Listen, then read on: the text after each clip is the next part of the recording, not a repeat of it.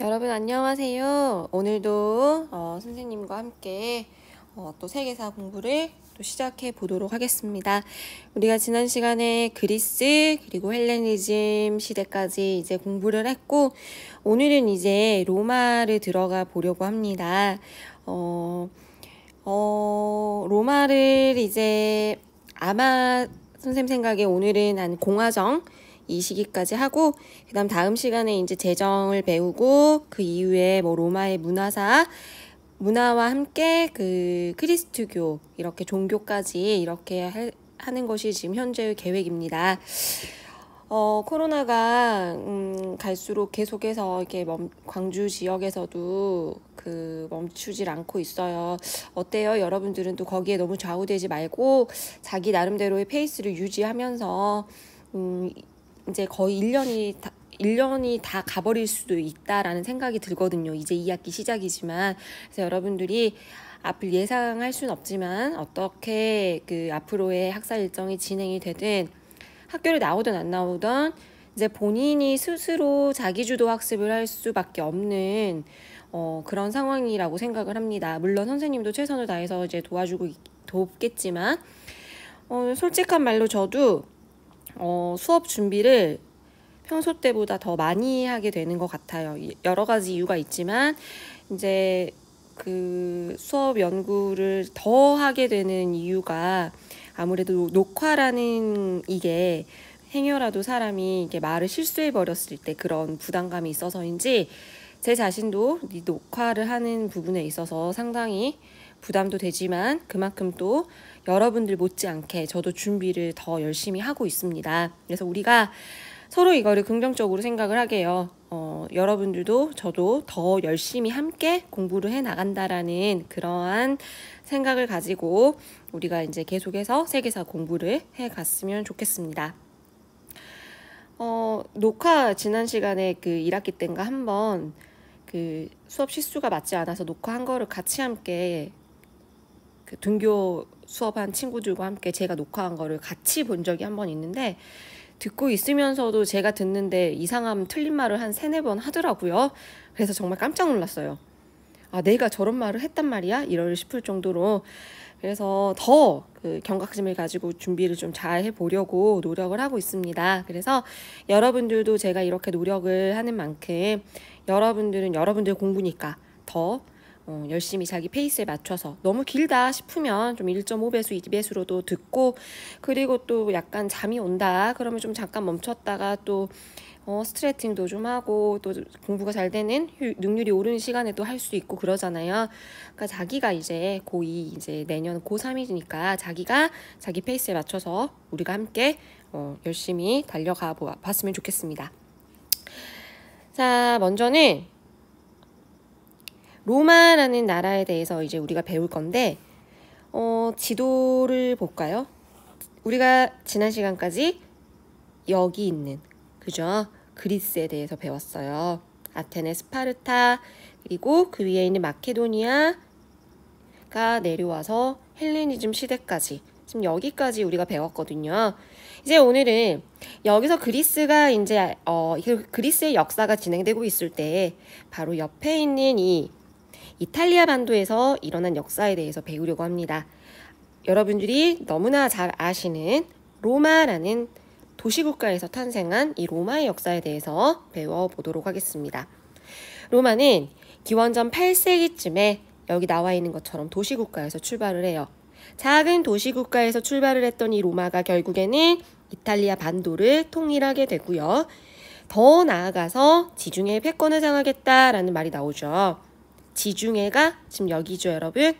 작은 도시국가에서 출발했던 이 로마가 이탈리아 반도를 통일을 했고, 결국에는 지중해 전역의 패권을 장악하게 됐다라는 이야기를 하고 있습니다. 그러면 이 로마가 그렇게 되기까지 이 로마 내부적으로 정치가 어떻게 변했는지를 이제 오늘 그 로마가 영역적으로 이탈리아 반도 지중해 영역까지 배우는 것도 중요하지만, 그것과 함께 성장해 가는 과정 속에서의 정치적인 변화, 여기에 대해서 우리가 함께 공부를 해보도록 하겠습니다. 크게는 이 로마의 정치 체제를요, 여기에도 나와 있는 것처럼 왕정, 공화정, 제정 이렇게 나눌 수 있고요. 왕정은 빨리 끝나요. 기원전 약 8세기경에 이제 도시국가에서 왕정으로 시작했다가 한 6세기경에 기원전 6세기경이 되면 이제 공화정의 성립을 하게 되거든요. 그래서 우리는 이제 이 공화정, 오늘 거의 이 공화정에 대해서 배우겠다. 공화정이 어떻게 왕정에서 공화정으로 넘어왔는지, 공화정이 세워졌는지, 공화정이 어떻게 발전을 했는지, 공화정이 왜 쇠퇴를 했는지, 결국에 어떻게 제정으로 넘어가게 됐는지 이 이야기를 오늘 해보고자 합니다. 그래프로도 지금 여러분들이 가지고 계시는 이 역사부도 책입니다. 그래서 왕정 크게 보자면 로마가 건국됐네. 공화정 기원전 6세기에 공화정이 성립이 됐다가 공화정의 발전 결국 쇠퇴까지 오늘은 여기 있는 이 공화정에 대한 이야기를 해보려고 합니다. 그리고 다음 시간에 제정, 사실은 목표가 제정까지 끝내는 게 오늘의 목표였는데 공부를 제가 수업 녹화를 이제 찍기 전에 교재 연구를 좀 하다가 너무 해주고 싶은 이야기들이 또 많더라고요. 그래서 또 욕심 부리지 말자, 그냥 쉽게 포기하자, 괜히 제정까지 했다가 또 1시간 반이 나올 수도 있겠구나 라는 이런 불안감이 엄습을 해서 안 되겠다, 그냥 짧게 공화정까지 끝내자 이렇게 마음 먹었습니다. 그래서 오늘은 공화정까지 가는 걸 우선의 제1의 목표로 삼겠습니다. 자, 큰 틀로 이제 오늘의 내용을 제가 미리 판서로 정리해 놓은 것이고, 이거에 지금 좀 이렇게 너무 나열식이라서 여러분들이 한눈에 들어오지 않을 것 같아요. 그래서 우선은 제가 이거를 먼저 보여드릴게요. 자, 이게 출처가 EBS입니다. 그래서 항상 제가 이 강사가 정리해 놓은 노트 파일을 자주 이용하는데, 이야기도 있어요. 사실은 이제 이 파일을 처음 제가 이분과 그 SNS 친구입니다. 그래서 처음에 이제 녹화 들어가기 전에 그래도 좀 제가 만든 건 아니니까 EBS 강사 거니까 또 SNS 상에서 제가 허락을 구했습니다. 제가 녹화를 하는데 아이들과 수업을 하는데 이 자료를 좀 갖다 쓰겠습니다. 그랬더니 또 흔쾌히 오케이 하시더라고요. 그래서 여러분들이 이미 알고 계시겠지만 처음에 사용했던 그 출처 EBS 그 파일이고요. 지금 보세요, 여러분. 로마라는 나라가 지금 여기 이전에 말했듯이 왕정에서 출발을 했고 기원전 6세기경이 되면은 이제 공화정이 생겨납니다. 그래서 오늘은 공화정이 어떻게 발달을 했는지, 그리고 그 사이에 어떤 사건들이 있었는지, 그리고 이제 어떻게 보면은 공화정에서 제정이 있죠, 여러분. 제정은 뭐예요?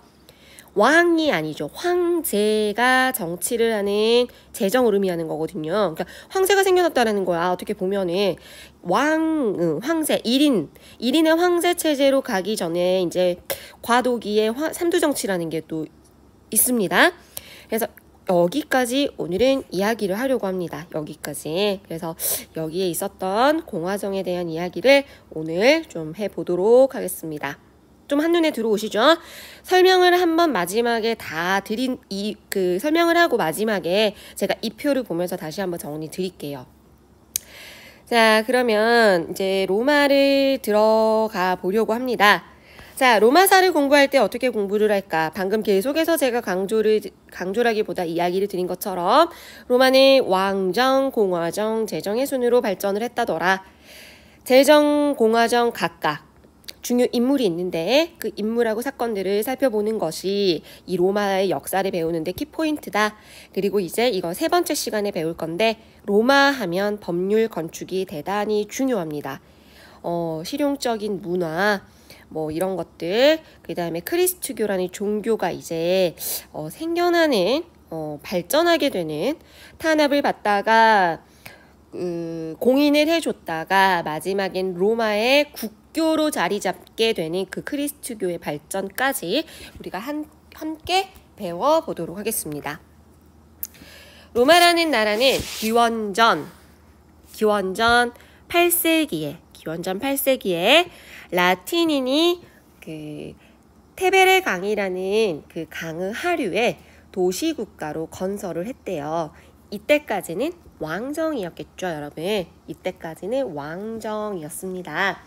뭐 이제 좀 더 깊게 들어가면은 뭐 사실은 그 라틴인이라기보다는 왕이 됐던 사람은 이제 뭐 그 에트루리아 출신 왕이라고 해서 그런 그 출신 왕의 지배를 받으면서 이제 왕정이 탄생을 하게 되는데, 여기는 그냥 넘어가셔도 돼요. 어쨌든 로마라는 도시국가가 있었다더라 정도만 아시면 됩니다. 그런데 이랬던 이제 도시국가에서 출발했던 로마가 기원전 6세기가 돼요. BC 6세기가 되면서 공화정을 수립하게 됩니다. 공화정이라는 것은 뭐예요, 여러분? 왕이 없어졌다라는 이야기겠죠. 그래서 로마 귀족들이요, 왕을 몰아내고 정치적인 실권을 장악하게 되는데, 그래서 공화정이 생겼다, 공화정이 수립되었다, 그렇게 생각을 하시면 됩니다. 그래서 여기에 뭐라고 나와 있느냐, 귀족들이 집정관과 원로원을 독점했다라고 말이 나와요. 이제 조금 생소한 용어들이죠. 대충 눈치는 챌 수 있어요. 이 공화정이라는 것이 왕을 몰아내고 어떠한 특정 세력들, 다시 말하면 귀족들이 정치를 해나가는 것인데, 그 과정 속에서 이런 관직, 그리고 이런 기구들이 있었나 보다, 이렇게 생각을 하셔도 돼요. 그래서 제가 여기에 대해서 이제 조금 더 자세하게 설명을 할까 말까를 계속 고민을 하던 찰나에, 아니다, 설명을 해줘야겠다라고 생각이 든 이유가, 교과서에 이런 표가 나와 있어서 이제 어쩔 수 없이 제가 여러분들에게 설명을 드리기로 마음을 먹었습니다. 로마는요, 여러분, 크게 원로원, 그리고 이제 여기는 이제 집정관이라고 나와 있는데, 사실은 원로원과 그리고 정무관, 그리고 민회, 이렇게 크게 세 가지의 틀로 구성되어 있다라고 보시는 게 여러분들이 체계를 잡는데 도움이 될 것 같아요. 로마 공화정이. 왜 그러냐? 자, 원로원이라는 것은 결국에는 이제 이 정무관의 집정관 출신들이 이제 그 임기가 끝나고 이제 그 원로원이라는 그 최고 기관으로 이제 넘어가게 되면서 구성되는 단체이고 기관이고, 그러면 정무관 안에는 무엇이 있느냐? 집정관이라는 관리, 그리고 뭐 법무관, 소위 말하는 뭐 장관 같은 역할을 하는 직책이라고 보셔도 무방할 것 같아요. 재무관 등등등. 이게 전부가 아니에요, 여러분. 등등등의 관리의 관직이 있어요. 근데 그 중에 가장 최고의 권력을 갖는 최고 정무관을, 그러니까 정무관은 정무관인데 무슨 정무관? 최고 정무관. 최고 정무관을 바로 집정관이라고 하는 겁니다. 그래서 이 집정관은 2명으로 구성이 되어 있었어요. 교과서에는 바로 집정관이라고만 표시를 해놨죠. 근데 이제 이거는 정무관이라는 최고 정무관을 2명을 이야기를 하는 거고, 이 이외에 세부적으로 법을 관장하는 인물, 뭐 돈을 관장하는 인물 등등등, 뭐 행정관, 감찰관, 이런 스타일로 임기 1년씩에 보수를 받지 않고 일을 하는 정무관들이 있었어요, 원래. 그리고 이 최고 정무관의 출신, 임기가 끝난 집정관의 임기가 끝나면 원로원이 된 이 원로원이라는 기관으로 여기서 활동을 하는 거죠. 이런 구조가 되어 있었다라는 거. 그리고 이제 마지막 세 번째, 이제 여기에 이제 민회라고 나와 있죠. 그래서 뭐 가로쳐서 병사회라고만 나와 있는데, 사실은 이 민회도요, 쿠리아회, 뭐 평민회, 병사회, 이런 식으로 민회 안에도 이런 단체가 구성이 되어 있었습니다. 그래서 크게 여러분들이 교과서에 나와 있는 것처럼 원로원, 그리고 집정관, 그 다음에 뭐 민회가 있었고, 그 다음에 이제 여기는 호민관이라고 따로 만들어 놨네요. 써놨네요. 이 호민관은 이따 여러분들이 배울 때 이런 역할을 하는 관직이구나, 이렇게 보실 수 있을 거예요. 방금 제가 설명드린 원로원, 정무관, 민회, 머릿속에 우선 로마는 대충 이런 정치 체계가 잡혀져 있었구나를 머릿속에 좀 넣으시고, 그 뒤에 이제 이런 용어들이 이거였구나 라고 이 정도만 이해를 하시면 될 것 같아요. 자, 그러면 다시 원래대로 돌아가서 자, 좀 길게 이야기를 했지만 로마의 공화정, 귀족들이 집정관, 최고 정무관 2명 중에 2명을 집정관이라고 했죠.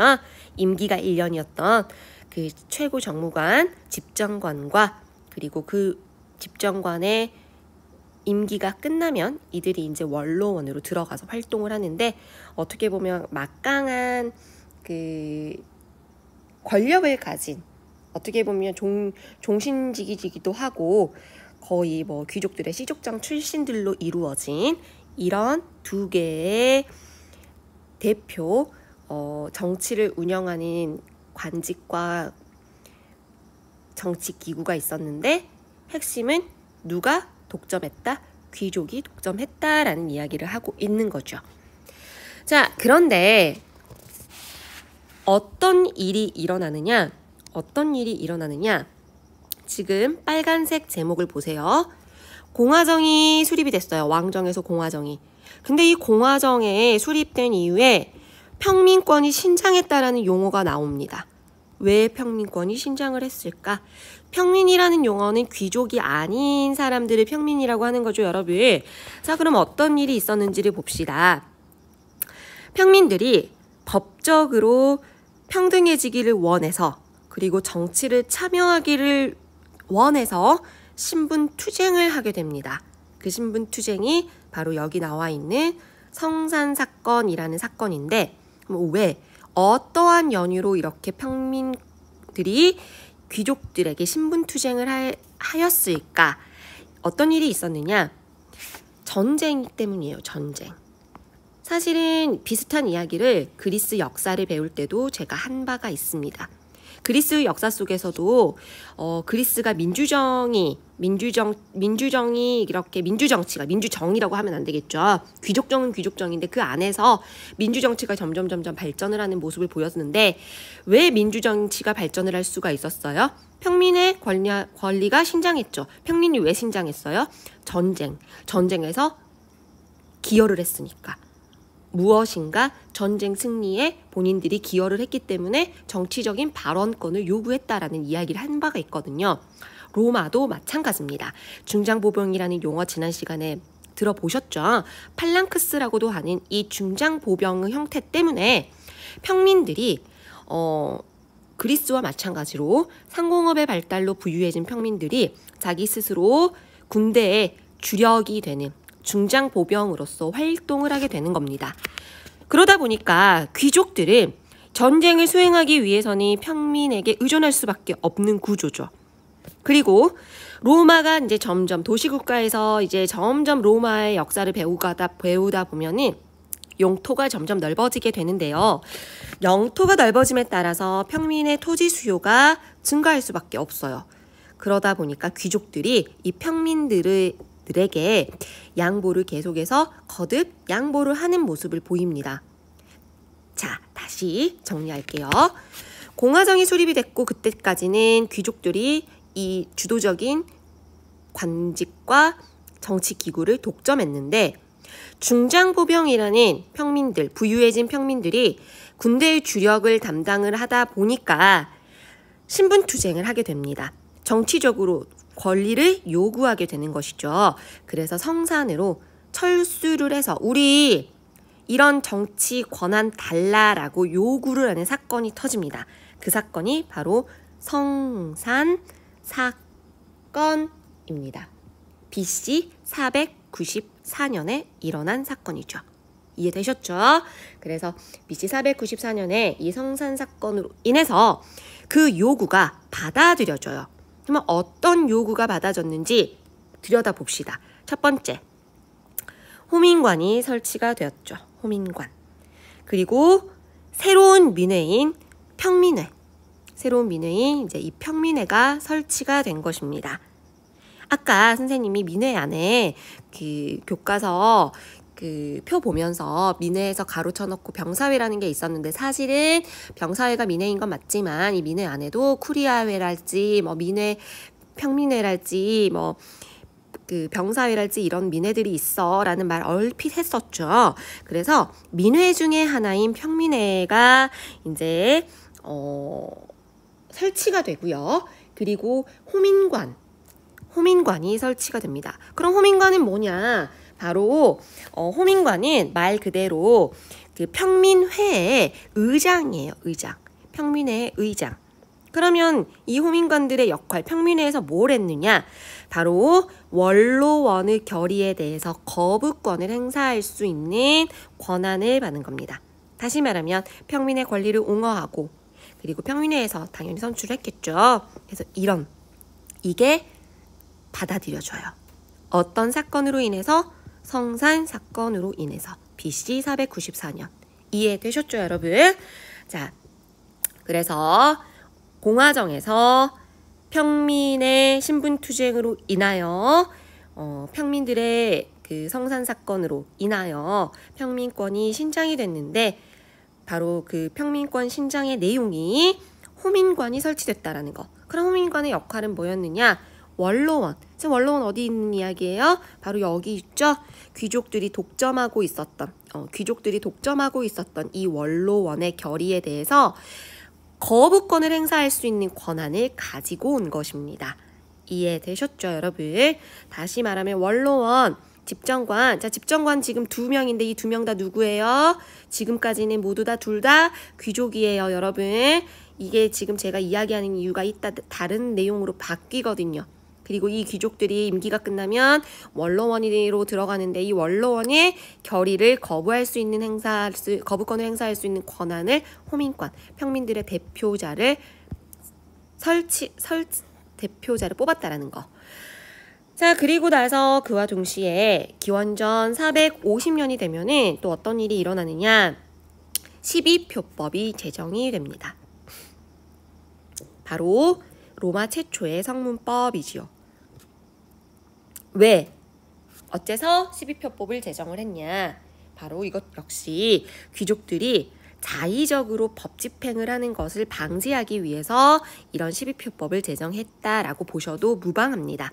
다시 말하면 평민을 보호하려는 목적도 있었다라고 보시면 되겠죠, 여러분. 그래서 사실은 이 로마 최초의 성문법인 이 12표법을 제정하기 위해서 그리스에 그때 당시 이제 그리스로 한번 갑자기 우리가 이제 좀 생각을 해봅시다, 여러분. 우리 그리스의 역사도 계속해서 떠올려야죠. 우리가 BC 6세기 초말 그리고 페르시아 전쟁 터진 이후에 기원전 5세기로 가면서 민주정치의 전성기였던 클레이스테네스가 등장을 하잖아요, 여러분. 그죠? 그럼 기원전 5세기니까 그쯤 일이죠. 그쯤. 아테네에서 그런 일이 일어나고 있을 때 로마도 12표법을 제정을 한 건데 이 로마에서 최초의 성문법을 제정하기 위해서 그리스의 드라콘, 솔론, 클레이스테네스의 법 등을 가지고 와서 연구를 했었대요. 그래서 그리스 역사와 함께 우리가 맞물려서 한번 생각을 해볼 필요도 있습니다.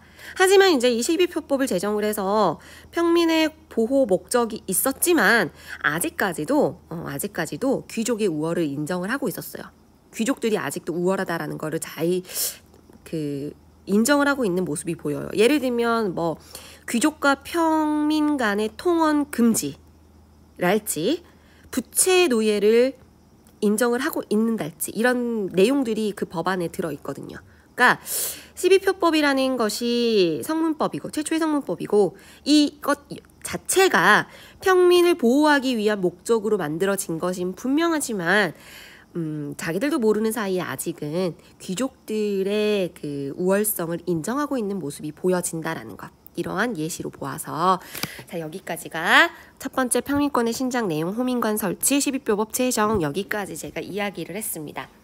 자 그 다음에 또 어떤 일이 일어나느냐 이제 두 개의 법이 나와요 여러분. 정말 중요한 두 개의 법. 이 두 개의 법이 모두 다 평민권의 신장을 위한 과정에서 만들어진 법이다라고 보실 수 있어요. 리키니우스법, 리키니우스법과 함께 같이 발표되었던 법이 섹스티우스법이라고 해서 이렇게 같이 묶어서 이제 보셔도 됩니다. 그래서 BC 367년에 리키니우스법, 섹스티우스법 이렇게 분리우는 법이 있는데 이제 이거를 같이 이렇게 묶어서 기억을 하세요, 여러분. 자, 그럼 이 법의 내용이 뭔지를 들여다봐야겠죠. 이 법의 내용에 엄청난 내용이 하나가 들어가는데 2명의 집정관 중에 1명을 어디서 선출한다? 평민에서 선출한다라는 법이 통과한 거예요. 아까 집정관 모두 다 누가 독점했어요? 귀족들이 독점했죠, 여러분. 그런데 지금 2명의 집정관 중에 1명을 어디서 선출하게 해준 거예요? 평민에게. 엄청난 법이죠. 그 다음에 이거를 제가 필기를 안 해놨네. 이거 정말 중요한 내용이니까 지금이라도 해야 될 것 같습니다. 이것 외에 토지 소유 상한선을 정했어요. 토지 소유 상한선. 그러면 이게 뭐냐? 500 유가라로 토지의 소유를 할 수 있는 한계를 정해놓은 겁니다. 왜 그랬을까요? 바로 유력자들의 토지, 대토지 겸병의 폐단을 조금 방지하려고 귀족들의 권한을 누르는 모습을 보이고 있죠. 이해됐죠, 여러분? 귀족들의 대토지를 겸병하는 거를 막기 위해서 토지 소유 상한선을 정했다는 이 내용이 기억 꼭 해두세요, 여러분. 너무 중요한 내용입니다. 그래서 실제로 이런 법이 생기면 당연히 부수적인 결과로 평민에게 돌아갈 땅이 많아질 수밖에 없겠죠, 여러분. 로마가 도시국가에서 출발해서 이탈리아 반도 그 이후에 이제 대제국으로 만들어지기까지 정복해 나가는 땅이 많아질 텐데 그 정복한 땅이 평민에게 갈 가능성이 높아진다라는 이야기겠죠. 말을 계속 하니까 머리가 아프네요, 여러분. 물 한 잔만 마십시다.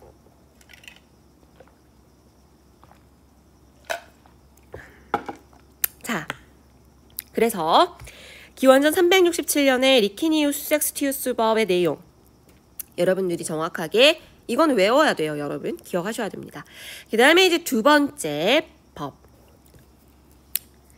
호르텐시우스 법이 이제 두 번째 기원전 287년, 기원전 367년. 외우기도 좀 쉽지 않니, 얘들아? 6, 7, 8, 7.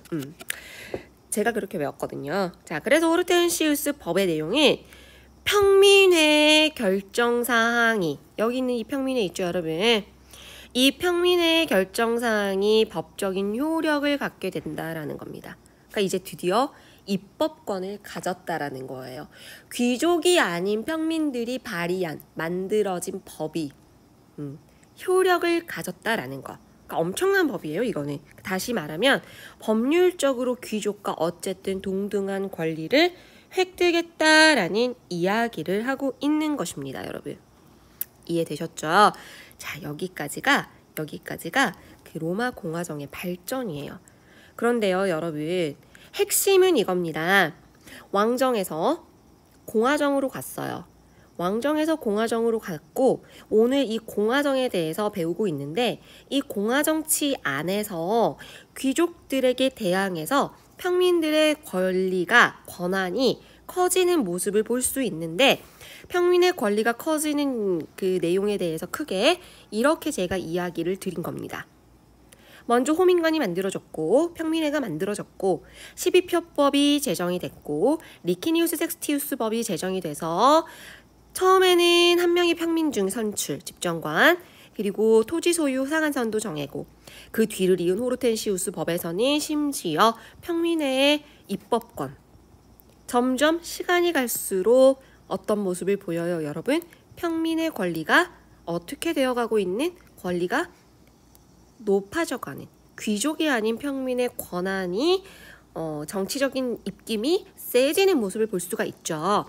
그 이후에 자, 이 지금 BC 450, 367, BC 287 하고 이제 BC 3세기.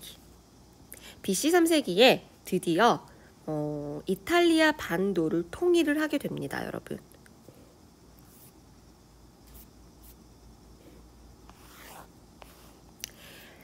작은 로마 도시국가에서 출발을 했던 로마가 공화정을 수립한 이후에 점차 평민들의 권리가 귀족들에게 대항하는 평민들의 권리가 성장해가는 이 정치적인 발전 이 과정이 동시에 이루어져 있는데, 그 과정과 동시에 이 로마가 이탈리아 반도를 통일했다라는 이야기를 하고 있는 거예요. 그래서 이탈리아 반도가 통일될 때가 여러분 언제예요? BC 3세기예요. 이해되셨죠, 여러분? 자, 다른 측면에서 한번 이야기를 좀 해볼게요. 이 리키니우스 섹스티우스 법에서 지금 현재 이런 선출, 그 다음에 뭐 토지 소유 상한선 이런 이야기를 제가 이제 드렸는데, 이걸로 해야지. 한번 이렇게 생각을 해봅시다, 여러분.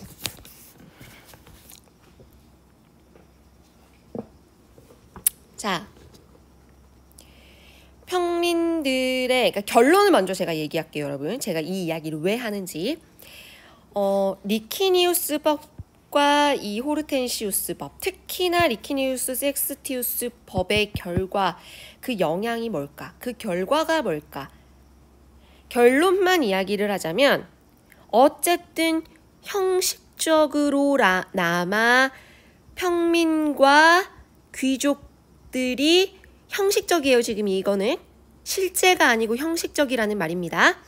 어쨌든 둘의 그 평민 귀족이 정치적인 역할을 함에 있어서 동일하게 된 결과를 보여주고 있거든요. 집정권준 혁명까지 평민에서 나오는 이런 내용만 보더라도 형식적으로나마 평민과 귀족이 동일해졌어요. 그러면 이들에게, 다수의 평민들에게 일체감을 주게 되어 있어요. 이 일체감이 바로 로마가 이탈리아 반도를 통일하게끔 한 원동력이 되었다라는 것이 제가 지금 결론적으로 여러분들에게 드리고 싶은 이야기예요. 이 바로 평민의 귀족과 함께 이제 이 평민의 정치적인 그 권한 상승, 정치적인 요구사항이 받아들여진 이런 것들, 이게 결국에는 로마가 팽창하게 되는 거대한 힘, 원동력, 당장 BC 3세기에 이탈리아 반도를 통일하게 만든 그 힘이 됐다라는 거죠. 이 일체감이.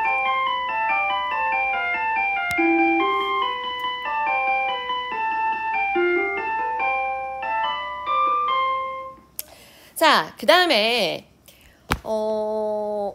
조금 더 어려운 이야기를 좀 해볼게요. 이거는 여러분 교과서 수준의 이야기가 아니에요.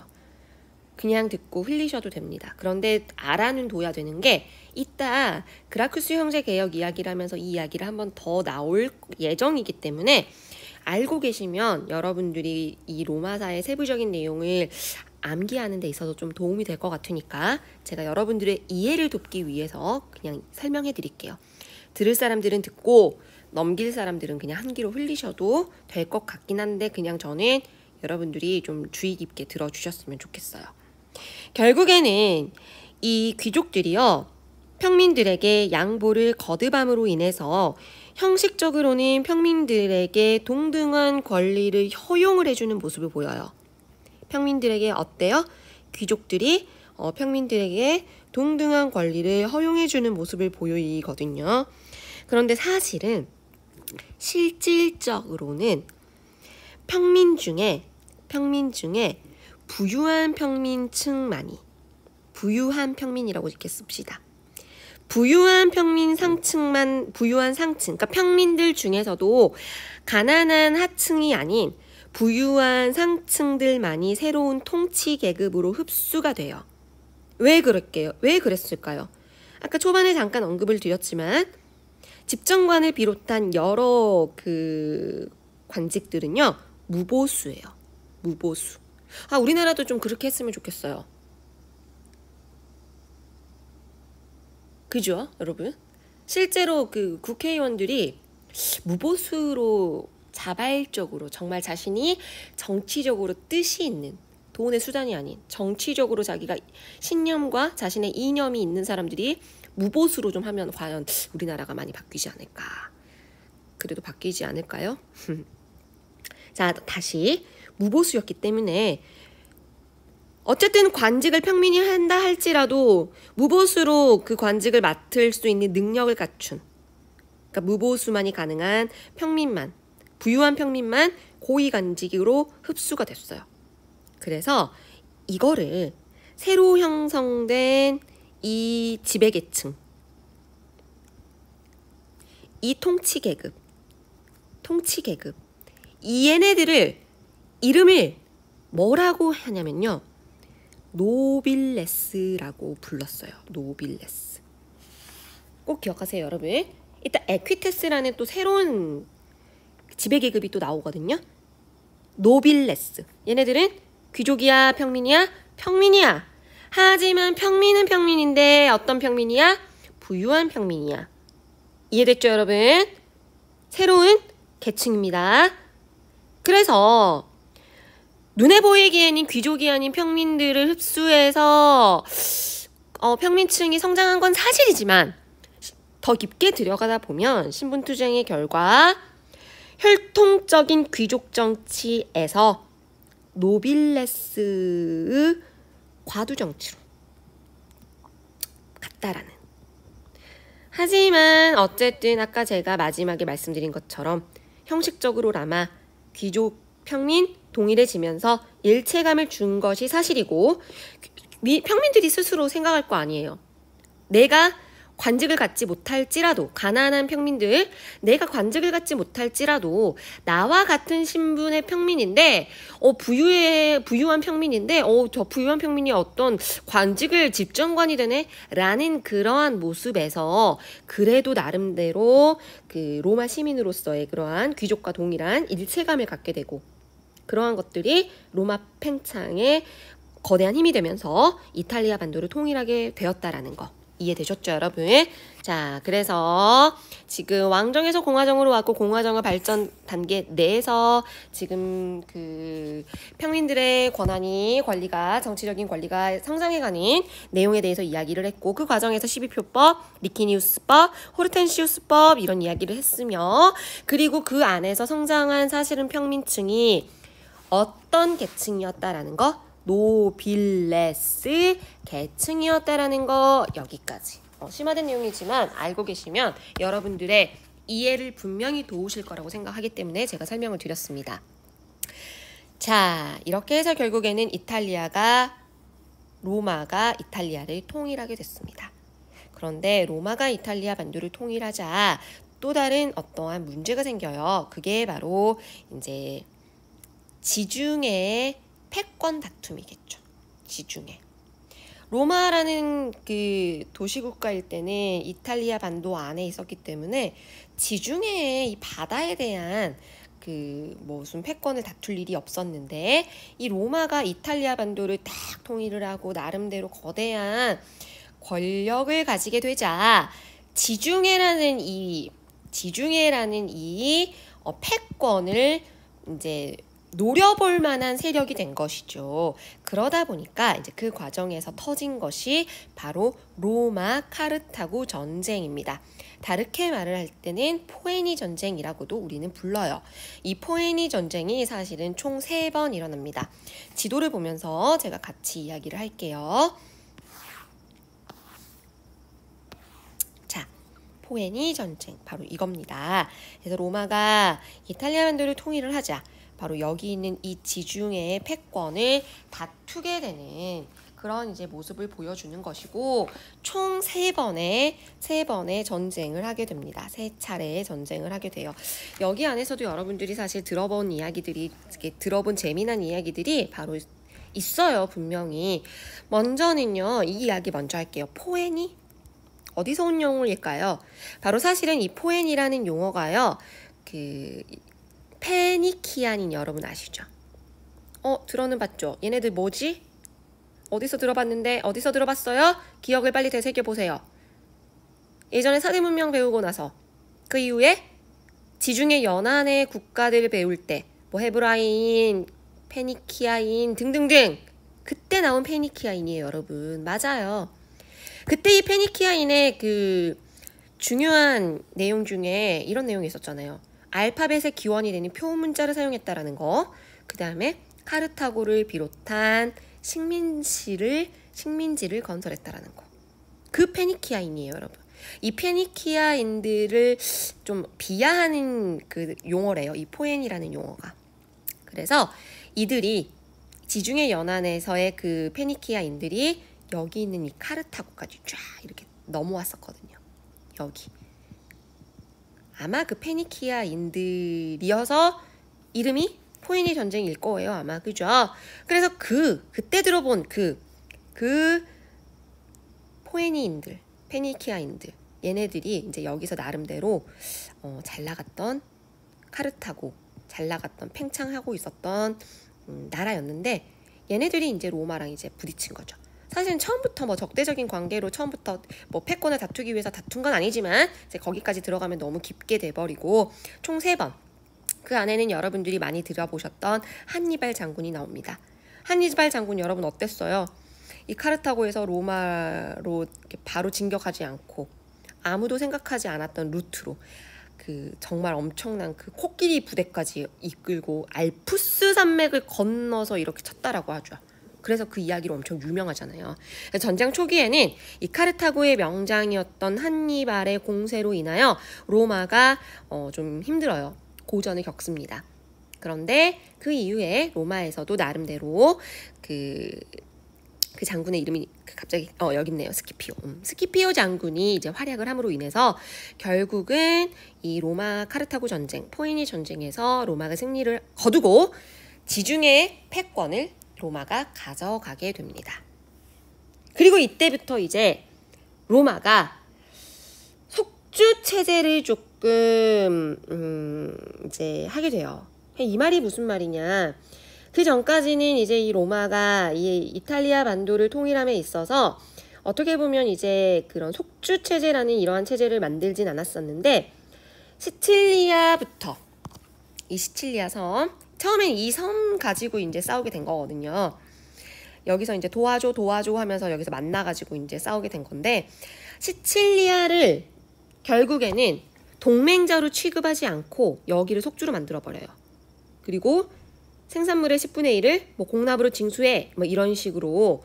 그래서 이제 이 시칠리아가 로마의 곡창 역할을 담당하게 되었고 이제 먼 훗날까지는 아니고 이제 곧 그 이야기가 나와요, 여러분. 라티푼디움이라는 그 로마의 대농장 경영이 이제 여기서부터 시작이 됩니다. 그래서 속주 체제 시작. 이제 드디어 이 로마가 이제 땅 따먹기를 시작하는 그런 모습을 보입니다. 그래서 마지막 이제 1차, 2차 이렇게 여기서 승리 거뒀고 마지막 3차에서 카르타고가 조금 다시 이제 해상 무역 좀 번영하고 다시 대사를 힘이 세지는 모습을 좀 보이자 이번에 이제 다시 내려가가지고 완전히 파괴시켜 버려요, 여기를. 그래서 아프리카 전체를 이 아프리카를 속주로 만들어 버리죠. 카르타고 완전히 멸망시켜 버리고 이쪽 근처에 이 카르타고의 그 지역을. 그래서 이렇게 포에니 전쟁, 이탈리아 승리, 아니 로마 승리 이렇게 보시면 돼요. 근데 여러분 여기서 동시에 이제 여러분들이 좀 기억할 것이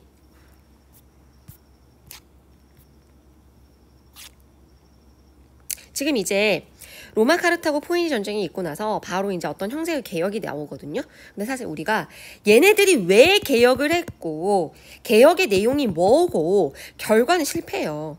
하지만 실패임에도 불구하고 우리가 이렇게 공부를 하는 이유가 있을 거 아니야. 그지? 바로 배경과 그 내용이 정말 중요하기 때문이에요. 근데 그 배경을 알려면 이 전쟁 이야기를 알아야 되거든요. 자, 로마와 카르타고가 포에니 전쟁을 일으킬 이 시기에 동시에 사실은 또 오른쪽에서는 어떤 역할이 이제 어떤 일들이 일어났냐면 그 헬레니즘 세계를 정복하는, 그러니까 다시 말하면 헬레니즘이니까 어떤 나라와 부딪혔다라는 거겠어요? 바로 마케도니아랑 부딪혔다라는 거죠. 그러지 여러분? 이 포에니 전쟁 터졌을 때가 오른쪽 우리가 배웠던 그리스 헬레니즘 시대의 역사로 봤을 때 알렉산더 대왕이 죽고 나서 이 포에니 전쟁이 있었대요. 한번 시기적으로 계산해 보세요. 저도 계산 잘 지금 정확하게는 안 해봤는데 알렉산더 대왕이 이제 죽을 그런 이야기가 있을 때쯤, 그러니까 옆에서 이제 헬레니즘이라는 이 제국이 이제 전성기 찍고 서서히 내려가고 있을 때 이 포에니 전쟁을 수행했다라는 거잖아. 그와 동시에 이제 이러한 거의 비슷한 시기에, 그러니까 거의 BC 한 215년에서 결국 3차 마케도니아 전쟁 끝날 때가 뭐 BC 167 정도 되거든요. 그러니까 거의 시기적으로 좀 맞물리죠. 이 사이에 무슨 일이 있었냐? 1차, 2차, 3차 세 번의 로마와 마케도니아와의 전쟁이 터져요.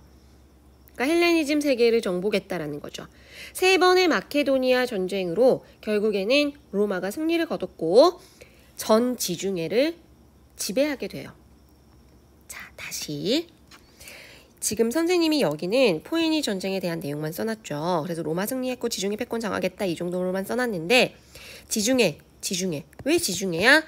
카르타고뿐만 아니라 그 오른쪽에 있는 헬레니즘 세계까지 정복을 했거든요. 1차, 2차, 3차 마케도니아까지 정복을 했거든요. 그래서 마케도니아에서의 전쟁에서까지 승리를 거두면서 로마는 이탈리아 반도를 이제 넘어서서 전 지중해의 패권을 장악하는 강력한 힘을 가진 나라가 된 것입니다. 여러분 이해하셨죠? 자, 그러면 그 이후에 이제 이러면서 이제 헬레니즘 문화가 들어오는 거야, 여러분. 전 지중해를 장악하고 헬레니즘 세계를 정복한 이후에 헬레니즘 문화가 들어오면서 물론 긍정적인 요소로는 로마 문화가 발전하게 되는 계기가 돼요. 하지만 부정적인 요소로는 로마 특유의 그 사치, 향락, 그 귀족들이 너무 배불러가지고 맨날 누워가지고 그 깔려진 음식들을 먹으면서 배부르니까 그 옆에서 음식물을 씹고 삼키지 않고 뱉었다라는 그런 이야기 들어보신 적 있죠? 거기까지 가게 된 너무 좀 많이 먼 훗날 제정 때의 이야기이긴 하지만 어쨌든 로마의 사치 향락 문화가 발달하게 되는 그러한 계기가 되는. 자, 그럼 다시. 자, 잠시 스톱. 지금 포에니 전쟁 승리, 마케도니아 전쟁 승리 이런 이야기 했거든요. 그러니까 결론만 이야기하면 로마가 지중해 패권 장악했다 이런 이야기까지 했어요. 자, 그러면 이쯤 되면 이제 이때부터는 여기서부터는 공화정 말기로 가요. 이제 공화정 말기 제정으로 간다라는 이야기야. 여러분, 제정 이해됐죠? 황제가 등장한다는 이야기야. 공화정이라는 정치체제가 말기라는 이야기예요. 로마의 뭐 정치가 말기라는 이야기가 아니야. 공화정 말기에 사회 문제가 등장을 합니다. 공화정 말기의 사회 문제, 과연 그게 뭘까? 공화정 말기에 경제적인 변동이 생겨나면서 그 경제적인 변동과 함께 새로운 사회 문제가 나타나요. 그거를 우리가 기억을 해야 돼요, 여러분. 왜? 그걸 알아야 이 그라쿠스 개혁, 형제의 개혁을 이해할 수 있거든. 근데 그 이야기를 사실 교과서에서 안 했어요. 너무 깊은 내용이라서 안 한 걸 수도 있지만 내용이 이제 한계라는 게 있으니까, 분량이라는 게 있으니까 안 했겠지만 이 이야기를 안 하고는 실질적으로 그라쿠스 형제의 개혁을 정확하게 이해한다는 것이 불가능해요. 자, 봅시다. 공화정 말기에 어떤 사회 문제가 있었는지. 자, 아까 선생님이 노빌레스라는 이런 계층에 대한 이야기를 했어요. 어떤 계층이에요, 이들은? 평민은 평민인데 부유한 평민 계층이죠. 그지? 그런데 로마의 기원전 한 218년경에 BC 218년경에 새로운 법이 만들어지는데 그 법의 내용이 뭐냐면 앞으로는 원로원에 있는 사람들은 무역이랄지 뭐 토목공사랄지 금융업이랄지 이런 거 금지시킵니다. 이거 안 돼 하면서 금지시키는 거야. 너무 너무 현명하지 않아요, 여러분? 우리나라도 고위관직 뭐 국회의원을 포함해서 고위관직인들은 당연히 안 되지만 부동산 제한 뭐 이런 거 좀 했으면 좋겠어요. 정말 세상이 바뀔 것 같아요. 어쨌든 다시 그러면 원로원이 이런 것들을 금지했다라는 거는 아까 지금 노빌레스가 이제 원로원에 갔을 거 아니야 얘들아. 집정관 중에 한 명이 평민 중에 선출을 했으니까 집정관이 임기가 끝나면 원로원이 되잖아. 그러니까 이 노빌레스 계층에게 금지된 사업이 생겼다라는 거잖아. 원래 이 노빌레스 계층은 부유한 평민들이었는데 근데 얘네들이 사업을 못하는 거야. 돈을 못 버는 거야. 그러니까 새로운 이 평민들이요. 이 금지된 사업에 정력적으로 막 진출을 하기 시작합니다. 어떤 일이 벌어지느냐. 신흥 부유층이 등장을 하는 거야. 신흥 부유층. 예를 들면 해상무역, 그다음에 막 지금 전쟁 막 벌리고 있는데 각종 군납업, 막 공공토목, 그다음에 뭐 속주 아까 그 시칠리아 정복해서 막 속주를 만들었잖아. 그다음에 카르타고 정복해서 그 아프리카 속주로 만들어 버렸잖아. 그 속주에서의 뭐 징세 청부, 그러니까 이집트 총독이랄지 등등등의 이런 여러 그 노빌레스층에 금지된 돈이 되는 사업에 이 평민들이 정력적으로 이제 돈을 벌기 시작하면서 신흥 부유층이 성장을 하게 됩니다. 이들을 바로 뭐라고 하느냐? 바로 에퀴테스라고 부릅니다. 자, 그럼 새로운 용어가 나왔어요. 여러분 2개 있어요. 노빌레스, 에퀴테스. 그 다시 이 에퀴테스, 노빌레스 지금 이거 이제 좀 기억하세요, 여러분. 이따 또 이야기할 거니까. 자, 그러면 결론만 다시 이야기합시다. 공화정 말기에 지금 사회 문제 이야기하고 있죠. 공화정 말기의 사회 문제가 뭐냐? 4가지로 제가 정리를 해볼게요. 첫 번째, 공화정 말기의 사회 문제. 첫 번째, 에퀴테스의 성장.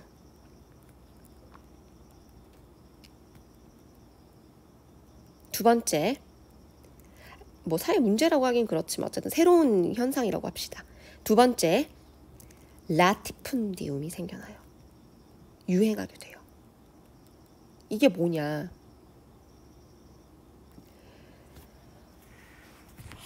아까 말한 이 에퀴테스. 노빌레스도 이제 여기에 조금 라티푼디움에 조금 발을 디뎠을 것이라고 생각은 드는데 노빌레스, 에퀴테스 이들이 대토지를 소유하게 되면서 라티푼디움이라는 새로운 형태의 경영을 시작하는데 라티푼디움이 뭐냐? 노예 노동에 입각한 대농장 경영을 의미해요. 노예잖아. 돈을 줄 필요 없는 사람들이야. 속주를 만들어서 대토지를 소유했을 뿐만 아니라 노예까지 사서 이 노빌레스 계층, 에퀴테스 계층 등등등의 이러한 계층이 대농장을 경영을 하는 것이 유행하게 되는데 그게 바로 라티푼디움이에요. 그러다 보니까 세 번째, 여기서 파생되는 문제점이 자영농들이 몰락을 한다라는 거죠. 그러겠지.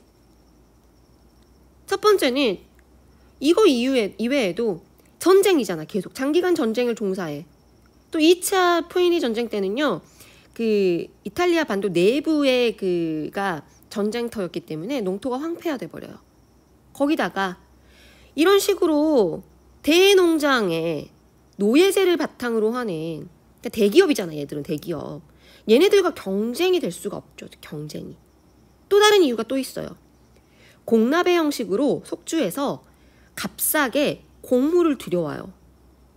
이 자영농들은 내가 농사를 지어서 이거를 팔아먹고 살아야 되는데 말도 안 되게 싼 곡물들이 속주에서 공납을 하니까 들어와 버리는 거니까 얘네들이 상대가 되지 않는 거야. 자영농들 먹고 살 수가 없죠. 와르르 무너지는 거죠. 심각한 문제죠. 그죠? 거기다가 플러스해서 네 번째, 아까 말한 것처럼 헬레니즘, 생활, 양식. 침투하게 되는 거지. 바로 이 네 개가 공화정 말기의 현상들이에요. 공화정 말기의 이러한 성장, 그러다 보니까 자영농이 몰락했다라는 거. 이게 지금 가장 이 말을 하고 싶은 거야. 과정을 설명하기 위해서 내가 이렇게 긴 얘기를 한 거야, 얘들아. 자, 그럼 봅시다. 배경. 포이니 전쟁 이후에 자영농 몰락. 계속 길게 얘기했지. 10분 동안 이거 얘기한 거야, 얘들아. 유력자들, 라티푼디움 경영. 이걸로 인해서 그라쿠스 형제가 안 된다, 개혁하자 라고 들고 일어난 겁니다. 이들은 왜 그런 개혁을 주장을 했을까요? 사실 그게 맞아요. 왜냐하면 그때 당시에 농민들은요, 다시 말하면 시민들이야. 자영농 플러스 시민군이거든.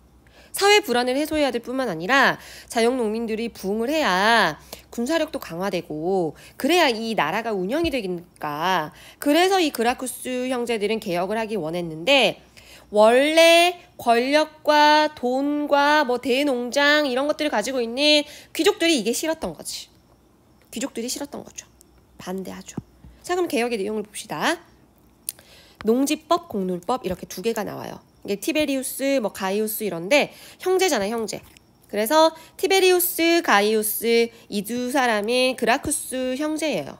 그라쿠스 티베리우스, 뭐 그 다음에 그라쿠스 가이우스, 얘네들은 이제 형제인데, 먼저 이 티베리우스가요, 어떤 개혁의 내용을 이야기를 하냐면 농지법을 주장을 합니다. 우리 부유층의 토지 소유를 제한합시다 라고 법을 내밀어요. 근데 사실 정확하게 표현을 하면 이미 이 법 나왔었어. 아까 리키니우스법. 아까 리키니우스 섹스티우스법 우리 이야기했잖아. 여기 있잖아, 여기. 이 법.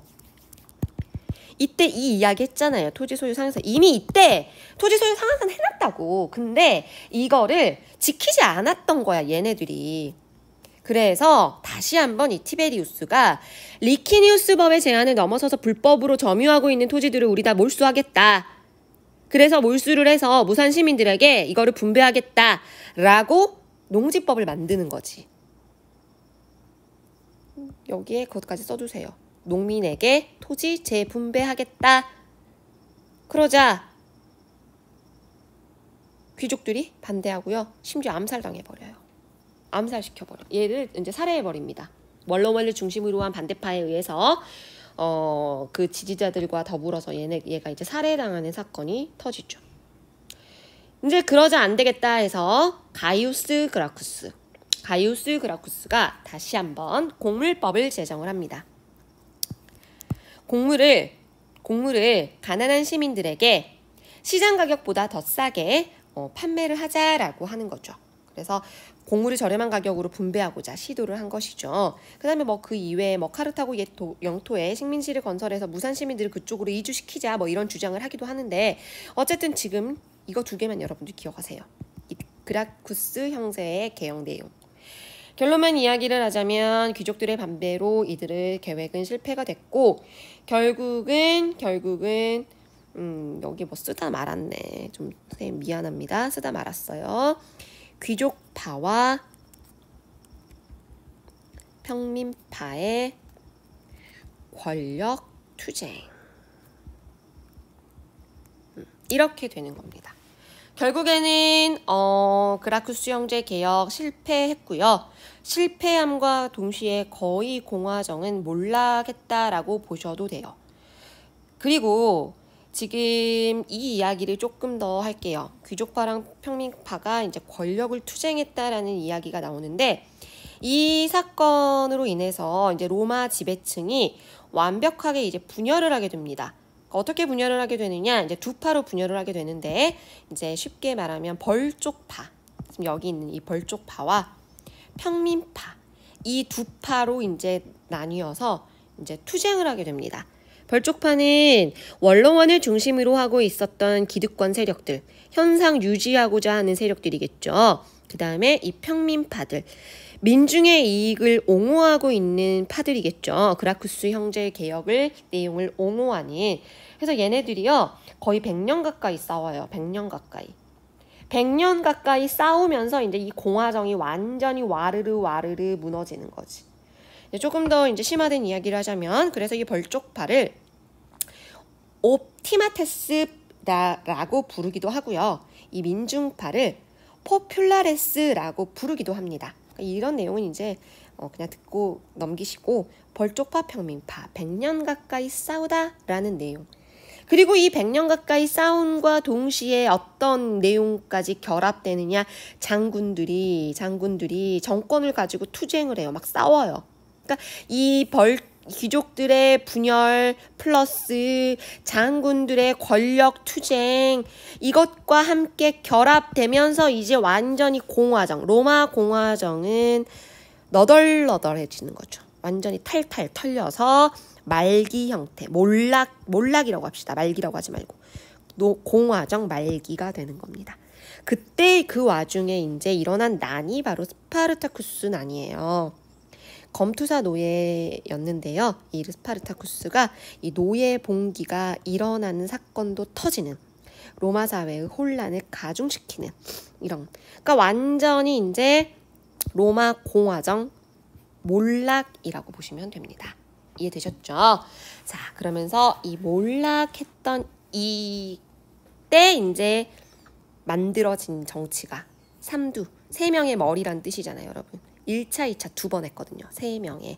그래서 이 삼두 정치는 뭐라고 여러분들이 보시면 되냐면, 공화정에서 재정으로, 이제 여기서부터는 재정이거든요, 여러분.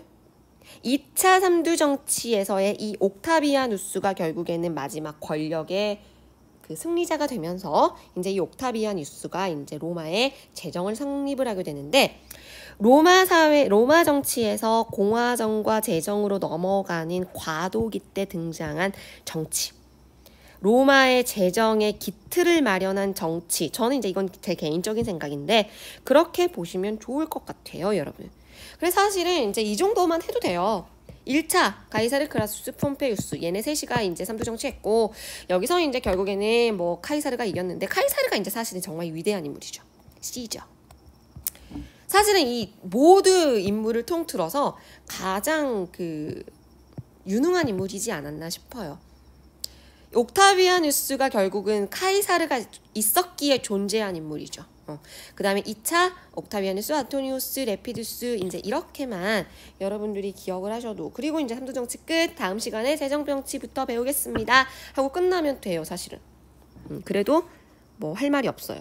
근데 이제 제가 여기 안에 또 재미난 이야기들이 몇 개가 있으니까 간단하게만 이야기를 할게요. 아주 간단하게.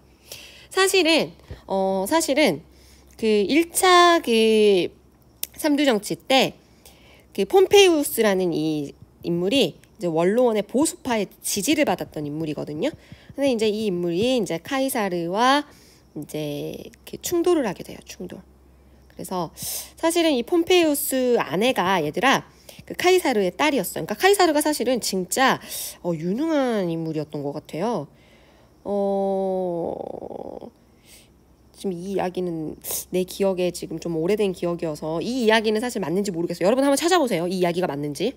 이게 녹화가 되니까 상당히 부담스러운 부분이 있는데, 선생님의 기억에 의하면 이 카이사르의 부인이 이 폼페이우스랑 바람 피는 뭐 그런 소문이 있었대요. 바람 났다는 소문이. 근데 이 카이사르가 뭐 카이사르의 부인은 그런 소문조차도 그 나선 안 된다라고 하면서 이혼해버리고 폼페이우스랑 손을 잡았다. 이 인물이 아닌가? 여러분, 방금 이야기는 한번 제가 다시 찾아볼게요. 갑자기 생각난 이야기인데 왠지 아닌 것 같기도 하고, 확실한 이야기만 하겠습니다. 자, 확실한 이야기지만 하자면, 이 폼페이우스 아내가 이제 카이사르의 딸이었어요. 카이사르가 이제 자신의 딸을 폼페이우스에게 시집을 보내면서 이제 둘이 결탁을 하게 되는 거죠. 손잡자. 유능한 인물이었는데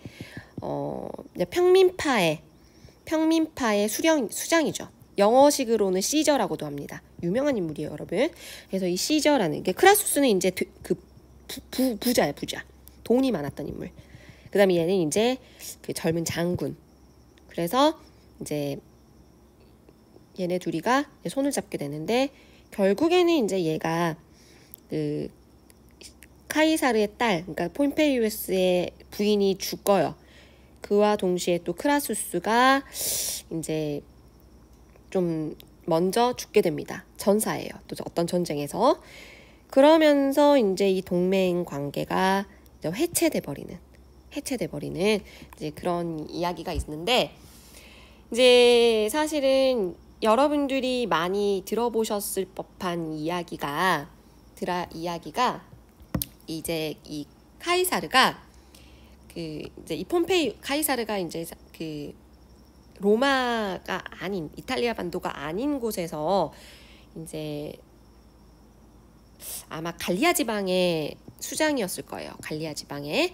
그래서 그 지방에 이제 활동을 하고 있었는데, 이미 이 인물은 내가 봤을 때 엄청나게 유능한 인물이었기 때문에 로마 이탈리아 반도 안에 있지 않았지만 이탈리아 사성을 이미 다 꿰고 있었대요. 자신들의 수족이 다 거기 있었고 정치적으로 대단히 유능한 인물이었기 때문에 이미 다 알고 있었던 거죠. 그래서 이제 근데 이제 이 원로원 세력들이 폼페이우스를 이제 좀 지지를 하는 거야. 얘 분열될 시기에. 그러면서 이제 얘네들이 카이사르에게 이제 명령을 내리는 거죠. 너 이제 군대 해산시키고 들어와라. 그러면서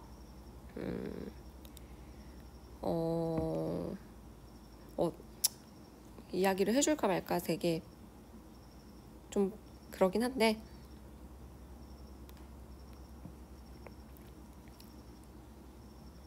그냥 해드릴게요. 결국에는 원로원의 보수파의 지지를 받은 이 폼페이우스와의 관계가 악화되면서 마침내 충돌을 했고, 군대 해산하고 군대 돌아와라 라고 원로원이 이제 이 카이사르에게 명령을 하자 이 카이사르가 고민을 합니다. 어떻게 할까? 내가 해산시키고 얘 돌아오라는 것은 이제 나를 배신했다라는 건데, 나를 죽이겠다라는 건데 이미 다 꿰고 있죠. 그래서 결국엔 이 카이사르가 명언을 던집니다. BC 49년에 주사위는 던져졌다라는 말과 함께 갈리아와 이탈리아 국경선이 그때 루비콘 강이 있었는데 루비콘 강을 건넜다라는 그 이야기 들어보신 적 있죠, 여러분? 주사위는 던져졌다. 들어보신 적 있죠? 이 이야기가 바로 그 이야기예요. 그러면서 이제 로마로 향했고, 결국에는 이제 폼페이우스 도망갔는데 이집트까지 갔죠. 그래서 이제 이 폼페이우스는 결국에는 또 다른 세력에게 암살당해요. 그러면서 이제 또 어떤 이야기가 있느냐, 이제 또 여기에 또 이런 이야기가 있습니다, 여러분. 그래서 이제 거기서 이제 느닷없이 알렉산드리아 전쟁에 그때 또 이제 터졌는데, 이 카이사르가 거기에 쫓아갔다가 거기 싸움에 이제 어떻게 휘말렸다가 결국에는 마무리 짓고 이제 전쟁에서 승리를 거둔 다음에 이제 클레오파트라를 만나요. 그래서 이집트에서 여러분 많이 들어보셨던 그 인물 클레오파트라. 이 클레오파트라가 이제 여기서 나오는 두 명의 인물과 이제 사랑에 빠지는데, 이 클레오파트라를 이제 이집트의 왕이로 만들고, 이 카이사르가 클레오파트라와 이제 애를 낳죠. 사랑에 빠져가지고 이제 카이사리온이라는 아들을 낳아요. 그러면서 이제 이런 이야기들도 많고, 근데 이제 결국에는 얘가요, 이제 거의 1인 체제가 된 거죠. 카이사르 1인 체제. 그래서 이제 1인 지배자가 거의 돼가지고, 이제 그래서 다른 것들을 보면 이제 거의 카이사르의 독재 이렇게 표현을 하긴 돼요. 근데 카이사르의 독재는 독재인데, 이 카이사르가 죽고 나서 모든 로마 시민들이 슬퍼했어요. 카이사르의 죽음을. 그 정도로 정치도 잘했고 독재 정치 했음에도 불구하고, 공화정을 완전히 붕괴시키고 왕정에 가까운 독재 정치를 했음에도 불구하고 그 로마 시민들로부터 사랑을 받은, 그리고 정치도 되게 잘했던 능력 있는 그런 인물이었다라고 합니다. 그래서 종신 독재간에 결국에는 이 카이사르가 이제 올라가게 되고, 각종 사회 정책이랄지 율리우스력과 같은 달력의 그런 개정 등등등의 여러 가지 이제 행사를 하게 되는데, 분명히 얘네들을 시기 질투하는 세력이 있었겠죠. 누구? 있었겠죠. 그죠? 이제 그러다가 이제 이 원로원의 옹호파들 세력에 의해서 결국에는 죽임을 당하게 됩니다. 그런데 그 죽임을 당하는 그 장면이 되게 유명해서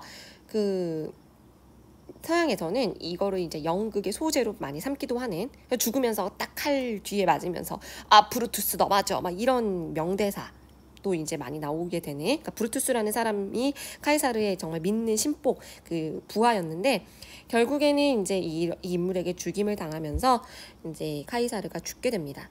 결국에는 이 카이사르는 이제 크라수스에게 돈을 빌린 이야기부터 해서 여러 가지 이제 훗날 이야기가 전해 내려오는데, 거의 천재다, 뭐 인간적인 매력도 풍부했다, 웅변술이 너무 뛰어났다, 그리고 실전의 영웅이었다, 장군으로서도 탁월했다 등등등. 그 다음 심지어 그 정말로 인내심도 대단히 컸대요. 그 인물을 볼 줄 알았던 거죠. 뭐 폼페이우스를 등용하고 이런 걸 보더라도 대단히 그 풍부한 인간성을 가지고 있다라고 합니다. 물론 반대 평가도 있지만 카이사르에 대해서는 정말 그 셰익스피어를 비롯한 많은 문인들이 이 카이사르라는 인물의 소재를 담은 그 이야기들을 많이 썼어요.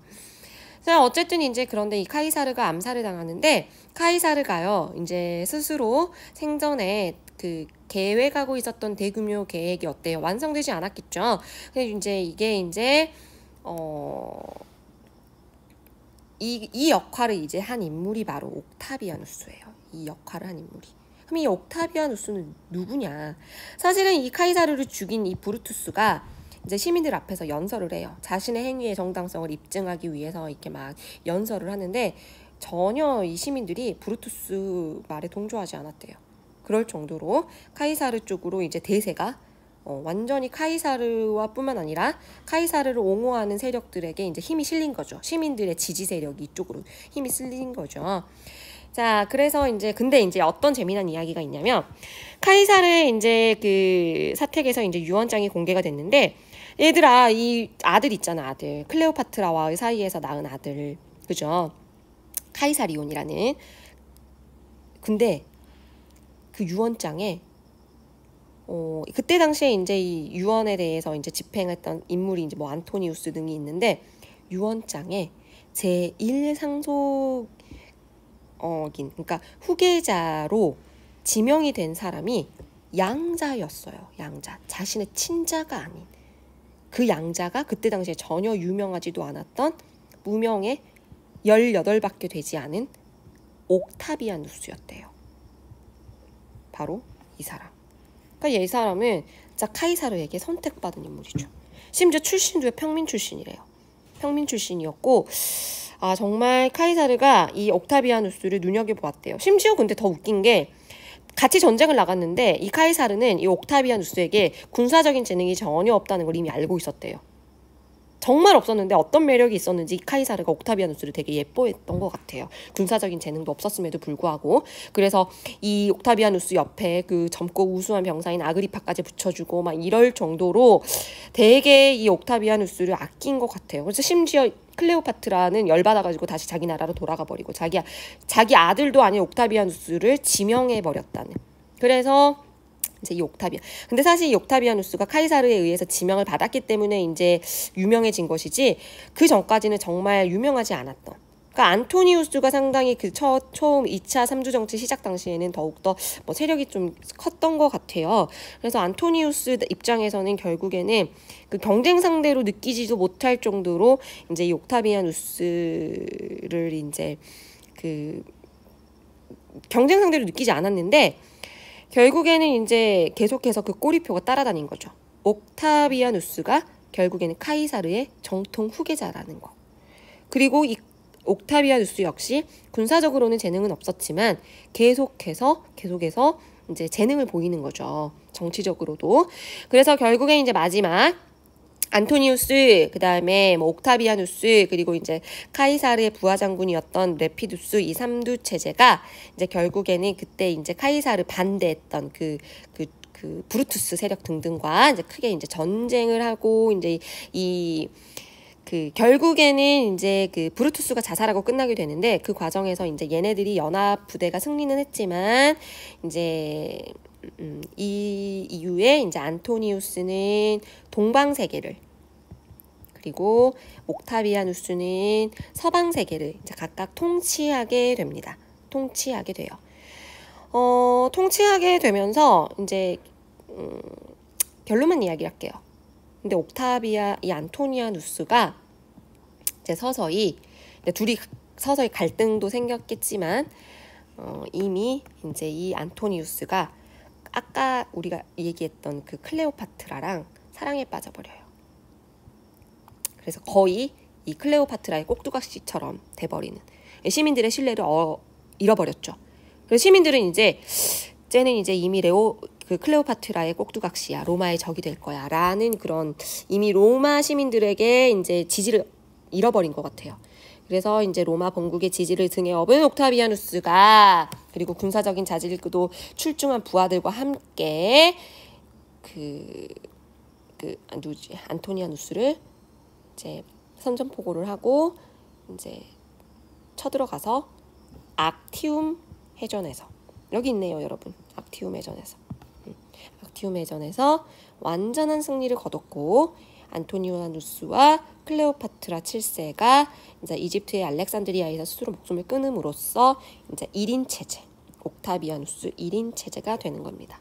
여기까지가 삼두 정치의 끝, 그리고 재정으로 가게 되는. 그 다음 시간부터는 이제 재정, 옥타비아누스의 재정, 그리고 이 옥타비아누스 이후에 어떤 황제들이 등장을 했는지, 그런 내용들에 대해서 우리가 배우겠고, 결국에는 이제 로마가 어떻게 멸망을 했는지, 이런 이야기까지 배우도록 하겠습니다. 마지막 총정리. 자, 로마 공화정, 원로원 집정관, 기원전 5세기부터 3세기까지 가는 이 과정 속에서 BC 3세기는 여러분 어떤 일이 있었어요? 이탈리아 반도가 통일됐죠. 반도가 통일되는 그 과정 속에서 그 시민들, 평민들의 권한이, 정치적인 권한이 세졌는데, 권한 중에 하나가 이제 호민권과 평민회를 설치했다라는 거, 그리고 12표법이 제정이 됐다라는 거, 그리고 리키니우스법, 섹스티우스법, 기원전 367년이죠. 그래서 2명 중에 1명을 평민해서, 그리고 그 토지 소유 상한선 정한 거, 그 법. 그 다음에 기원전 287년에 호르텐시우스 법이 생겨나면서 입법권, 평민의 입법권 부여. 그러면서 이탈리아 반도 통일. 그럼과 동시에 이제 이탈리아 반도를 통일하다 보니까 지중해 패권을 가지고 싸워서 포니니 전쟁이 터졌다라는 거. 포니니 전쟁에서 로마랑 카르타고 한판 붙습니다. 플러스적인 요소와 마이너스적인 요소가 있는데, 플러스적인 요소로는 드디어 로마가 승리하면서 지중해 패권을 장악하게 됩니다. 많은 정복지를 가져가죠. 그런데 이 정복지에서 공물을 갖다 바쳐요. 갓산 공물. 그리고 노예를 갖다 바칩니다. 그러다 보니까 이거를 바탕으로 로마 내에서 아까 말했던 그 노빌레스 에퀴테스 계층이 라티푼디움을 유행을 시키죠. 라티푼디움이 그 성행을 하게 되죠. 라티푼디움이 성행을 하다 보니까 로마의 어떻게 보면은 대다수의 그 자영농, 그죠? 시민군이라 할 수 있는 이 자영농이 몰락하면서 사회 모순이 심화되는, 안 되겠다 해서 등장한 개혁, 그라쿠스 형제 개혁, 농지법, 공물법 2개의 법이고, 그리고 이 과정에서 이제 귀족들의 양보가 필요했지만 실패했죠. 실패. 그러면서 이 그라쿠스 형제의 개혁이 실패로 권력 투쟁이 심화됩니다. 평민파, 벌족파. 아까 이야기했죠, 여러분. 평민파, 벌족파. 이 전쟁이 평민파와 벌족파, 옵티마테스와 포퓰라테스의 이 분열이 100년 동안 지속됐고, 이 과정에서 이제 장군들의 정권 투쟁까지 결합이 되면서 아주 어지러운 시기가 등장을 하고, 그 속에서 이제 스파르타쿠스 난까지 일어나면서 군인 정치가 성장하게 되면서 드디어 삼두정치. 삼두정치는 공화정이 무너질 때 공화정과 재정으로 가는 과도기의 형태로 보시면 좋겠다라고 제가 그렇게 말씀드렸죠. 그래서 1차, 2차 2번이 있었고, 카이사르가 이제 거의 최고 집정관이 됐는데, 카이사르가 그 독재를 하다가 암살을 당하면서 이 카이사르의 양자였던 옥타비아누스가 2차 삼두정치에서 결국에는 안토니우스 옥타비아누스 악티움 해전에서 이 옥타비아누스가 승리를 거두면서 삼두정치 최종적인 승자는 옥타비아누스가 됩니다. 결국에 이 옥타비아누스가 로마 최초의 황제가 되는 거죠. 여러분 이해되셨죠? 그래서 여기까지 오늘 너무 고생하셨습니다. 여러분 되게 힘드실 것 같아요. 저 지금 정말 힘듭니다. 완전히 체력적으로 지금 바닥이 돼서 너덜너덜해졌어요. 지금 막 등이 아프고 목이 아프고, 너무 고생하셨고 이제 정리 한번 해보시고 다음 시간에 이제 로마의 재정부터 설명 들어가겠습니다. 고생하셨습니다.